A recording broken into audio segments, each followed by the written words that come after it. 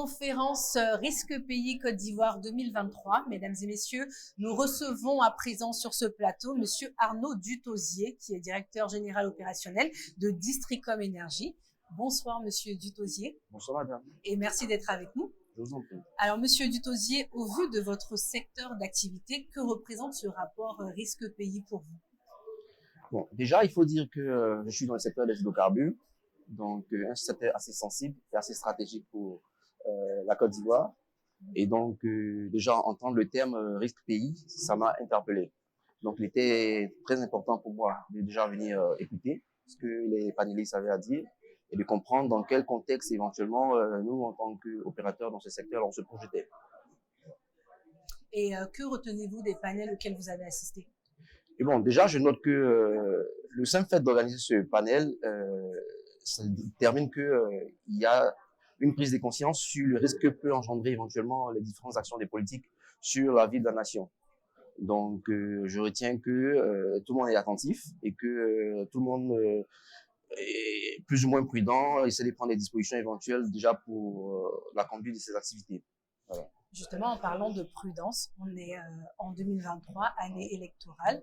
Oui. Les régionales et les municipales sont dans quelques mois. Est-ce que, selon vous, l'approche de ces élections peut être un frein pour les investisseurs au vu du passé de la Côte d'Ivoire en matière électorale? Je pense que normalement oui, parce que je veux dire, la Côte d'Ivoire traverse depuis plusieurs années des turbulences et on a eu à faire l'expérience beaucoup d'investisseurs qui ont dit, comme on dit, rebousser chemin. Donc forcément, à l'approche de 2023, il y a des inquiétudes qui se présentent.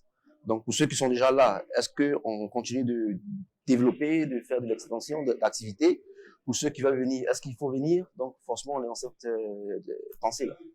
Voilà. Et quelle est la réponse?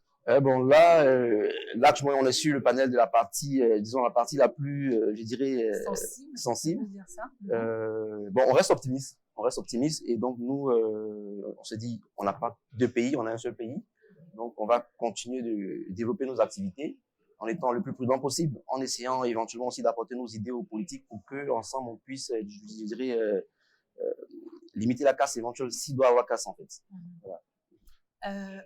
Quel mot, quel conseil donneriez-vous aux Ivoiriens et aux acteurs économiques en sortant de ces différents panels?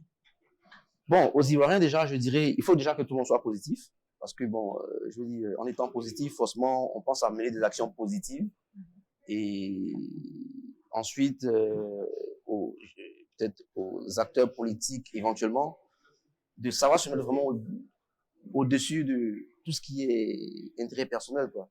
Donc, nous, en tant qu'entrepreneurs, par exemple, en tant qu'investisseurs, c'est vrai qu'on recherche le profit, mais dans une certaine mesure, c'est satisfaire la population, les consommateurs. Donc, j'estime que les hommes politiques aussi devaient avoir comme leitmotiv la satisfaction de leurs administrés. Donc, c'est dans cette dynamique-là que nous devons tous se mettre ensemble et dire que on a traversé des moments difficiles, on essaie de renaître, et ce doit être ça la chose la plus importante, surtout la consolidation de ce qui est en train de renaître, en fait. Et aux acteurs économiques, vous dites quoi? Oui, aux acteurs économiques, de toujours faire confiance, je veux dire, aux populations d'abord dans un premier temps, parce que bon, ce sont elles qui prennent des décisions. Aujourd'hui, je pense que tout le monde est un peu fatigué des soubresauts. Donc, tant que les populations, je veux dire, comprenant que les hommes politiques ne doivent pas forcément nous guider, ils peuvent avoir confiance au marché ivoirien, je dirais. Donc, il faut qu'ils continuent de croire en la Côte d'Ivoire et que c'est vrai qu'on pense au pire, mais le pire n'arrivera pas, je pense que non. Les gens ont vraiment pris conscience de ce qui s'est passé en Côte d'Ivoire il y a, je sais plus trop combien, 13 ans, 14 ans, non? Et aujourd'hui, j'encourage les acteurs économiques à continuer de venir parce que c'est dans cette dynamique-là que ça va aussi, comme je disais tantôt, emmener nos politiques à comprendre que la responsabilité est très grande. Voilà, qu'il ne faudrait pas par leurs actions qui, disons, détruisent le futur de nos enfants, en fait. Voilà. Donc, c'est un peu pour ça qu'il faut que les acteurs économiques puissent être ceux qui vont orienter l'action politique. Il ne faut pas que ce soit les politiques qui orientent l'action économique, mais il faut que ce soit les acteurs économiques qui orientent l'action politique. D'accord.